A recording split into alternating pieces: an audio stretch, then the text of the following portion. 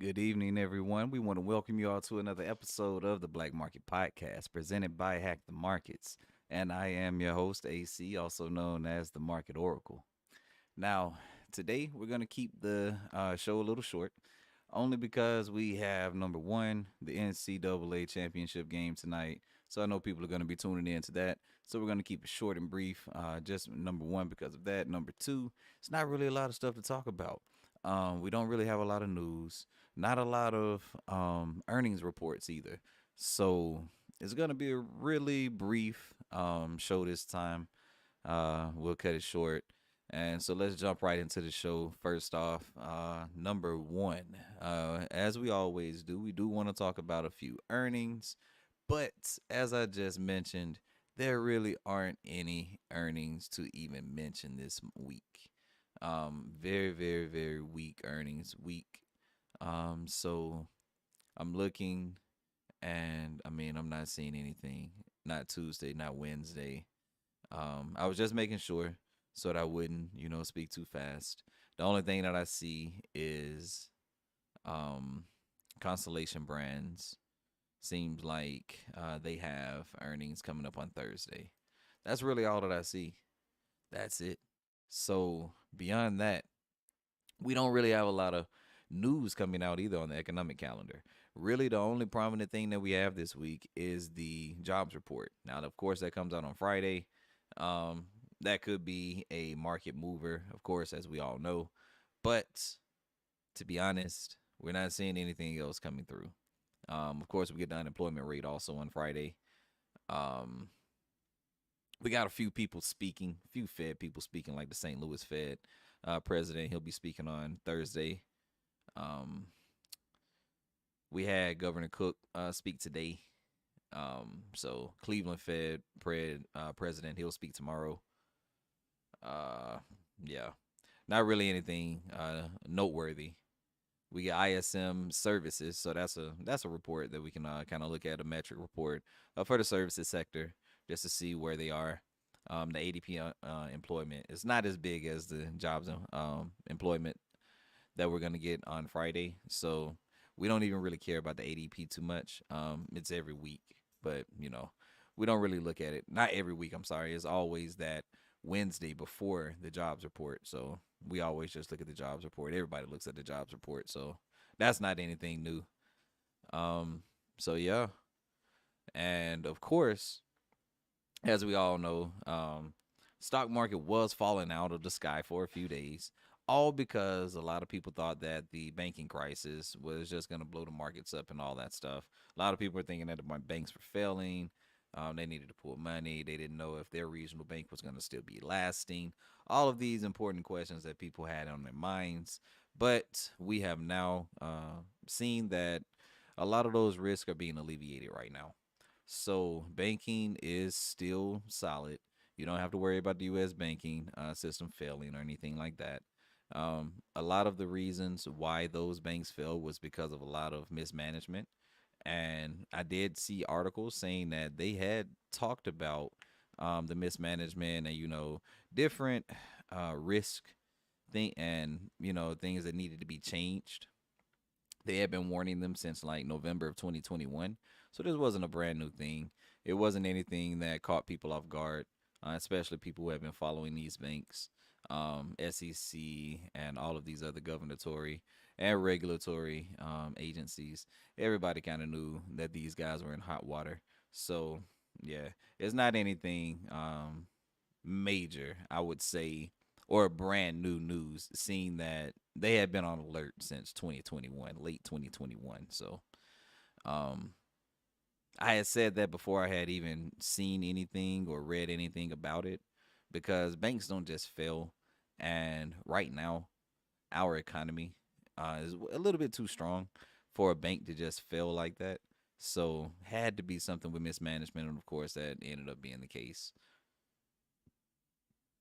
Um, now, I did give you guys Tesla last week, and I did say that I felt like Tesla would be a good short, and I did not get a chance to check it, but I do know that the stock was going down a little bit just because Their delivery report raised some concerns with investors, and more price cuts are coming. So, that did make the stock drop down a little bit. And from where I had said last week, yeah, we actually did see that move down like what we thought. So, yeah, it's not a huge move down. Like I said, I wasn't a big bear. I wasn't saying that we were just gonna see a huge fallout, but we haven't moved higher. We did try to break higher, yes, on Friday, but that collapsed. So I'm looking at it now. Yeah, I would still probably say that short is viable. Looks like we've made a double top on Tesla, so that short is looking even better right now. Um, Still, like I said, I'm not a big bear on Tesla, so I can't just say just go short it and just make all this money. That's not what I'm thinking. So we definitely have to keep an eye on it, but I think we do have a little potential to go to the downside still. Um, with that being said, I do want to talk about just a quick topic before we get off of here, and that is going to be uh, revenge trading and FOMO trading. FOMO, of course, fear of missing out, and revenge trading. Once you have gotten beaten up so bad and you had to take that loss, now you're trying to get your money back. So, these are two things that you definitely want to stay away from if you are a trader. You don't want to revenge trade. When you revenge trade, all you're doing is basically using your emotions to try to get some money back. And you're treating the market as if it owes you something. And you're also putting your ego out there by saying that, I feel like I know that it's supposed to be going this way. It was supposed to go this way.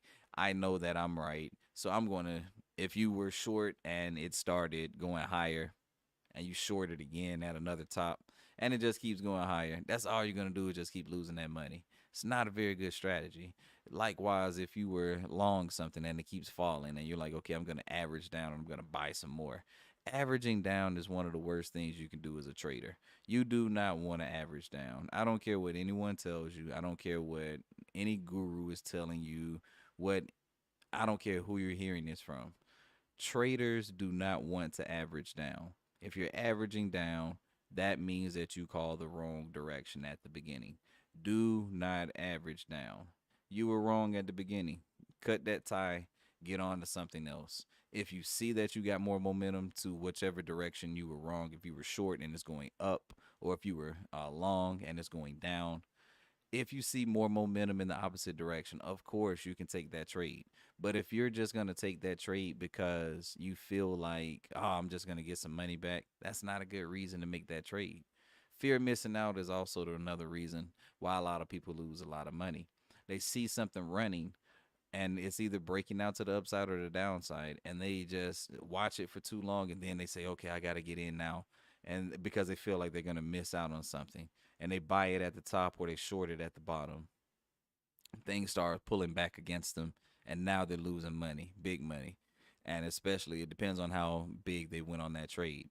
So now they're sitting there and they're getting, pretty much their dreams crushed because that money is coming out of that account fast, and it's coming out really fast, especially if it's like ripping back the other way or you're seeing some type of whipsaw action. So that right there is putting a lot of pressure on you emotionally. So with that being said, you have to know when to get in and when to get out, and you can't be trading off emotion. Fear of missing out and revenge trading are two of the biggest emotional trades that you can take that will lose you a lot of money. You can't revenge trade. You can't trade on the thought of fear of missing out. Two big no nos when you're coming to trading. And like I said, I don't care who's telling you this. If you're paying for a service and they're telling you that, you might want to get out of that service. That's not a good service because you have to be aware enough to know I'm not going in the right direction. This trade is going the wrong way. Why would I want to buy more of something that is tanking out? Or why would I want to short something more that's breaking higher? Doesn't make sense. All you're doing is doubling, tripling, however much you're adding on, even if you're just putting on half a position more. You're adding more to that loss. And that's not a good position to be in if you're a trader. So that's just my advice right now. Keep the emotion out. Always trade off facts. Always have a plan. Always have your stops and your targets in place before you even open that trade. Never just open that trade blindly. Try to even mark out your entry to the exact point. All of that stuff matters. All of it matters. You don't want to just buy anything just because you're buying. You always want to have a reason. And that's my tidbit of advice coming from a trader who has been burned plenty of times before to know what and what not to do. But I do want to bring you guys attention to one stock. It is EXR, so it is a extra storage. So it's a storage company. This company, pretty much rents out storage units, and they have just made an acquisition of another competitor. I believe it was Life Storage. So now we got a new big player in town. So definitely look to see that stock maybe start appreciating pretty soon. Right now, it did get depressed a little bit just because of the deal coming through, and I think it's like a $12 billion deal that's coming through. I believe it may be all stock. Not 100% sure on um, all the details and information about the actual deal. But I do know that we are coming close to a support area, so we just want to keep that on our radar. Um, so definitely EXR, something that you want to put on your watch list. If you want to know exactly how to trade it, how we're trading it, how we plan to make money on this trade and all of that, definitely head over to hackthemarketstrading.com where you can sign up for a premium account. That way you can get in contact with me and my team, and we can definitely guide you through all of the things that you may have questions about, as well as trades that we're taking, and we can also teach you a few things with our educational portal. With that being said, definitely follow us on Twitter, follow us on Instagram, like us on Facebook, and subscribe to the YouTube channel. Definitely like a few of our videos, and share this channel out to as many people as you can so that we can help grow this community. Until next time, guys, we want to wish you guys happy trading, and we'll see you again